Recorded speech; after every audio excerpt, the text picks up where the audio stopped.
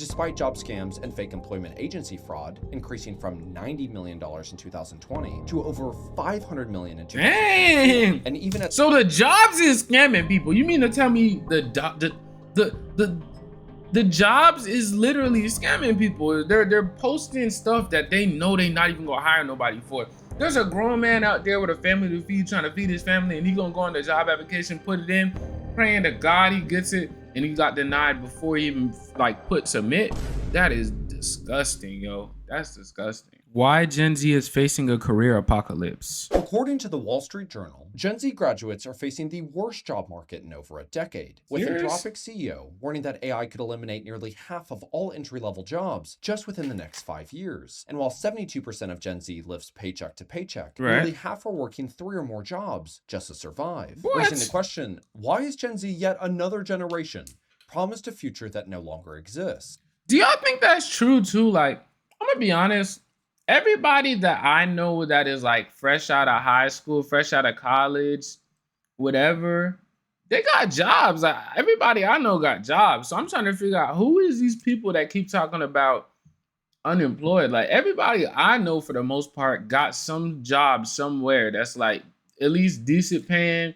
And I don't really know about this, bro. I wonder who they be talking about because I don't be meeting them. While obtaining a lifelong career was once as straightforward as simply answering a job post in the local newspaper, or a firm handshake prompted by a help wanted sign in the window, today, despite 75% of employers stating they're struggling to fill job vacancies, the second highest rate in 2 decades, a 2022 study of over 300 job applications submitted by Business.com's departing interns found that only 12% received any response from employers. Just 5% expressed interest in the applicant, and not a single application resulted in a hire, where employers were actually more likely to ghost candidates if the graduate met over 90% of the listed requirements. And although job postings have been weaponized to serve employer interests throughout most of modern history, most notably during the civil rights era, where employers flooded local job boards to portray government compliance by suggesting they were doing everything in their power to offer equal hiring opportunities, but just that no one was applying. The recent implementation of ghost jobs has essentially scaled and manipulation into a fully normalized and institutionally accepted hiring practice. Where in a recent survey by My Perfect Resume, 81% of recruiters admitted their organization had posted fake job listings, with 21% acknowledging that half their listings had no intention of resulting in a hire. And while some ghost jobs are simply the result of outdated or forgotten postings, many are deliberately created as a strategic tool to generate billions of dollars in hidden profits. Where journalist Bob Sullivan notes that every week, data from 75% of Fortune 500 companies, 85% of the federal workforce, and countless institutions flows into these databases, tracking everything from social security numbers and salaries to healthcare coverage and job tenure, with companies like Facebook, Amazon, Oracle, AT&T, and Microsoft feeding data into these systems. More globally, Rikunabi, a major job-seeking platform in Japan that primarily caters to college graduates or those just entering the workforce, was caught selling predictive scores gathered through job applications to roughly 40 corporations, including Toyota and Mitsubishi, estimating how likely each applicant was to decline a job offer or withdraw their application. And because Japan's lifetime employment system promises job security for life, in exchange for loyalty to a company, the sale of these scores had an immeasurable impact on someone's entire career path. And while this was only uncovered due to Japan's data privacy laws, unlike the United States, which still relies on so-called business ethics, it turns out that Rikunabi is a subsidiary of Recruit Group, the same media conglomerate that owns both Indeed and Glassdoor, where according to an analysis by the workforce analytics firm Revelio Labs, as a result of platforms like Indeed, Glassdoor, and LinkedIn, online job listings in 2024 were only half as likely to result in a hire as they were in 2020, signaling just how widespread and normalized these deceitful listings have become as a corporate recruiting strategy. And while the Library of Congress has officially recognized ghost jobs as a serious concern in today's job market, the fact of the matter is, we're facing not just a hiring crisis, but decades of societal abandonment of the working class, with a culture that blames every rising cost and systemic failure on what should be considered fundamental worker rights, where despite job scams and fake employment agency fraud increasing from $90 million in 2020 to over $500 million in 2024. And even at so the jobs is scamming people. You mean to tell me the jobs is literally scamming people? They're posting stuff that they know they not even gonna hire nobody for. There's a grown man out there with a family to feed, trying to feed his family, and he gonna go on the job application, put it in, praying to God he gets it, and he got denied before he even like put submit. That is disgusting, yo. That's disgusting. As legislators in New Jersey, Kentucky, and California have proposed bills to address ghost listings, no legislation has been introduced in Congress that explicitly targets this issue, or any of the systemic forces that have been undermining the workforce for the last 5 decades. Where, in my opinion, one of the most massively understated reasons this continues to happen actually has to do with government tax subsidies. Where Greg Leroy, executive director of Good Jobs That First, a forehead, national boy. policy center focused on corporate and government accountability and economic development, explains on his website and in his book, The Great American Job Scam, Okay. how tens of billions of taxpayer dollars are funneled into corporate tax subsidies under the promise of job creation. But instead, it often leads to widespread layoffs through automation and outsourcing, despite companies still keeping the full tax breaks, ultimately turning into a redistribution of public funds back into the hands of certain government officials in the form of campaign contributions during re-election. Right. Where alongside the broken promises of job creation at both the federal and corporate level, worsening economic conditions and the ideological belief that the working class is the only thing standing in the way of shareholder profits has resulted in a labor market that is completely sold off the bottom rung of the career ladder. I'm gonna be honest, bro. You know what it sounds like, bro? Especially with the ghost jobs and the playing around and all the pitter patter.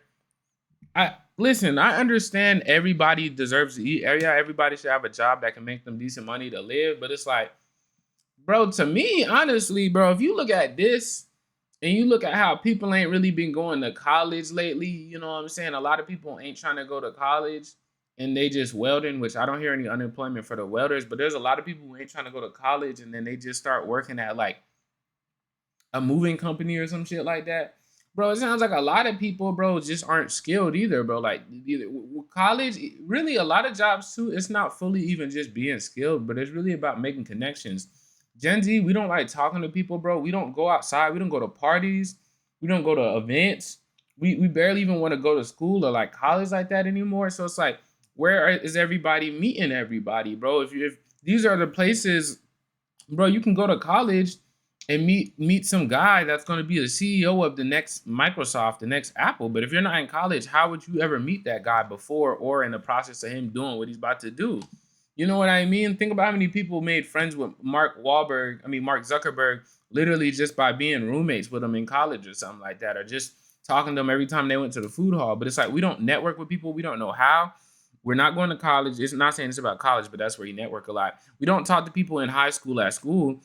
So we don't talk to people even at jobs to network and communicate at the job we're at to get higher up. So it's like, of course, a lot of people, you know what I'm saying, aren't going to have jobs because if you already don't know how to move up because you don't know how to connect with people, you're at a very low position that, let's be honest, is very easy and a child could do half the times. Then it's like, of course, you can't be mad when a robot comes and takes your freaking job. But it's like, if you're like a high level person at what you do and you do it at a high level, then it's like, how could a robot come and take it from you? That's a very hard thing to do. You know what I mean? So like, ultimately, it seems like it's really like a skill gap. No offense. It sounds like it's a skill gap though between people and the job markets. But I'm not gonna go. This ghost jobs part's kind of boring. So let's find a more. It's an overly optimistic fantasy. And even for those able to bypass the rings of Dante's Inferno just to get hired, Right. wages are simply not maintaining the rising cost of living. Where since 1970, the US dollar has lost. Wait, is that the cost of how much it costs to achieve the American dream? What is the American dream, I wonder though? Okay, so it only costs about 109 in South Carolina. Oh, so I live in one of the cheapest places then. Okay, cool. But like I wonder though, like what is the American dream? Just like what? Living, being able to take care of a full family off one salary, I wonder? Not maintaining the rising cost of living. Where since 1970, the US dollar has lost roughly 85% of its value, Yeah, with that 25% sucks. of that erosion occurring just in the past decade. And meanwhile, minimum wage has only came up $2 in my state. Make that make sense. Make that make sense, bruh.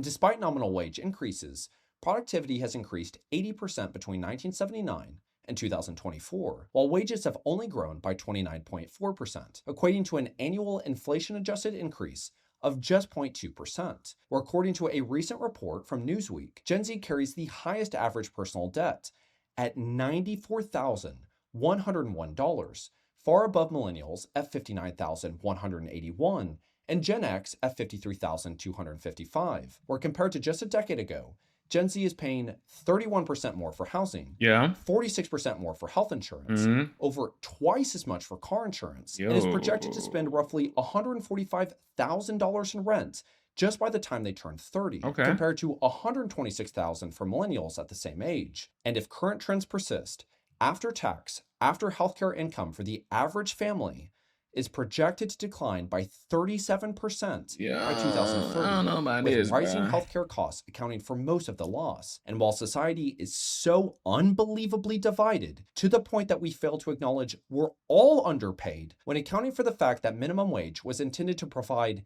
a living wage, today, roughly 44% of full-time U.S. workers are not achieving that, effectively resulting in half the American workforce making less than the minimum wage would be if it had remained tied to worker productivity. Bro, I'm gonna be honest. I don't even need to finish this video because it's just a whole bunch of negativity. And if you know me, you know I don't believe in just, in taking a bunch of negativity in my programming. I feel like ultimately, bro, if you're skilled enough, then you'll always find room. If you can connect with people, if you know how to talk to people, if you know how to be a somewhat decent human being and know how to be a likable person in general, and you can communicate, I think you'll always be fine no matter where you go. And if you have the skill to back it up, then that's just that gives you the extra push to make you even that much more likely to get what you want. But I think, ultimately these people who can't find good jobs or can't find, not to discredit them, or a lot of people who can't get jobs, I think it's because they haven't made the right connections. I ain't gonna say they haven't been trying hard, because you can try at something, but if you don't have the right frequency, the right mindset, and you don't know how to try at the right thing, then you'll never get what you want. So ultimately, I hope those people can figure that out eventually. I figured that out a long time ago. So, see how I'm doing, how I'm looking. You know what I'm saying? Skin clear. You know what I'm saying? Look like money, smell like money, taste like money, eat like money. You know what I'm saying? But I'm not watching the rest of this video because it's kind of boring. But yeah, why Gen Z is facing a career apocalypse.